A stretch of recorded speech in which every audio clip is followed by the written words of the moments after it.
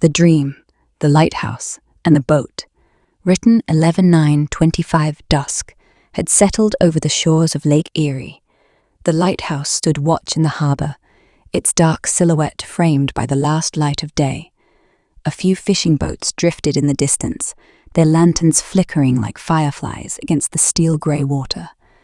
The snow from the day before had iced over, now crusted and brittle underfoot. The temperature had fallen fast. The watchman pulled out his pocket watch. 6:05 p.m. He'd worked these shores for 10 years. He never missed a night, just in case.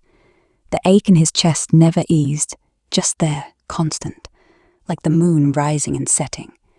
He stepped onto the pier and made his way toward the old lighthouse. The wind cut sideways through his coat like a knife. The door creaked open with a familiar groan. He started up the narrow staircase. The boards beneath him protested with every step. Old wood, older than him. Dust swirled in the wind's breath as it found every crack in the old tower. He turned his head to dodge a gust slicing through a shattered pane, then kept climbing, up, until he reached the top. There it was, the bay, wide, still. Lights from the boats began to blink on in the distance, delicate as stars. He came here every night. The lighthouse hadn't been in use for years. Not really. But he kept the grounds, kept the flame lit during holidays. Truth was, he'd taken this job for one reason, to watch. He'd had a dream 10 years ago that never left him. It had clung to him like smoke he couldn't wash off. That winter night in the dream, he remembered the smell of snow, the hush of dusk, and just as darkness fell, the lighthouse beam had come alive. Then a sound, a whistle across the bay. Out on the horizon, a boat appeared, one he didn't recognize. Slowly, it drew closer. 40 minutes passed, but he stayed rooted to the edge of the pier, waiting. And then it docked. The gangplank lowered. Passengers began to disembark. And then, her, the second person off the boat, a woman, close to his age, dark hair, blue eyes, a long coat, boots crunching in the snow. She looked at him and smiled. His heart leapt. He knew her, but couldn't place from where. He called out. She smiled again, walking toward him. He saw her clearly, a striking face, full lips, curved in a smile. The wind whipped her hair. She wore a long coat pulled tight. A swirl of snow blew up in front of her, partially hiding her face. And then he woke. Just before his eyes opened, he saw the date stenciled in faded paint on the engine wall beside her. November 30, 1935. That had been 10 years ago, and now it was November 30, 1935. He descended the stairs and walked out onto the pier. But this time, it wasn't a dream. She had felt it all day, that pulse behind her ribs, the quiet hum in the soles of her boots. It had been years since she let herself hope for something impossible. But the letter changed that. It hadn't come in the mail. It wasn't written in ink. It came in a dream. A letter addressed to her. Just a few lines written in a clear scrawl. Meet me at the lighthouse across the bay.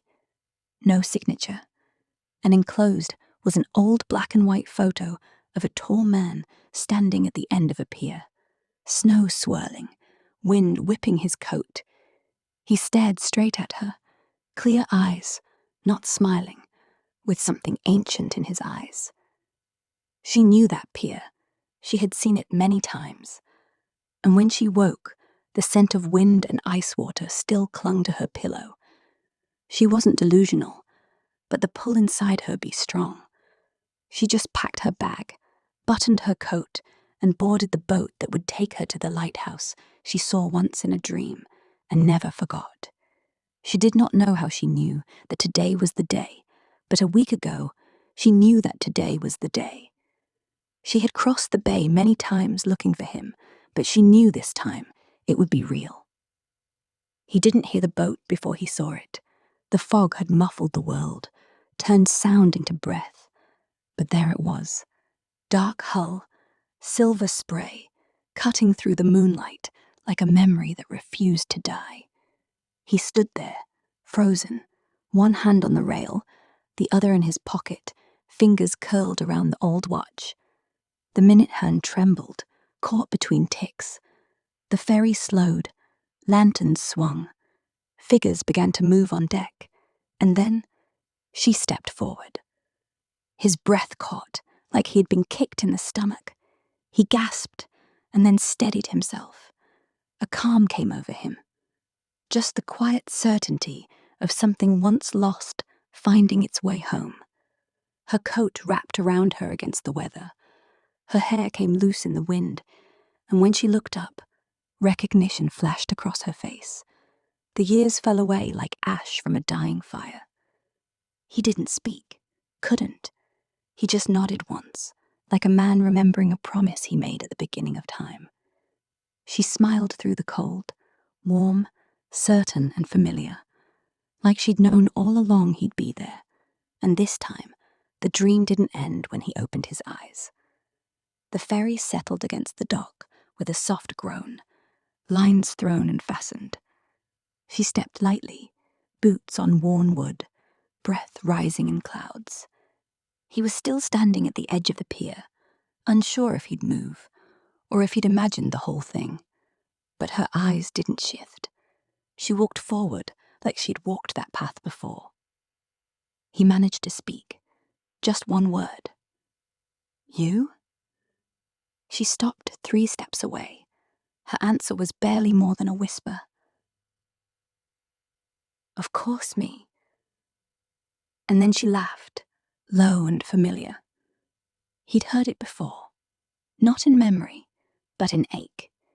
In every long winter silence, in every dream where the light turned gold just before waking. "I almost didn't come," she said, voice trembling with something like relief. "I almost stopped waiting," he answered. They didn't reach for each other. They just stood there, the fog parting slightly around them, like the night itself had been holding its breath.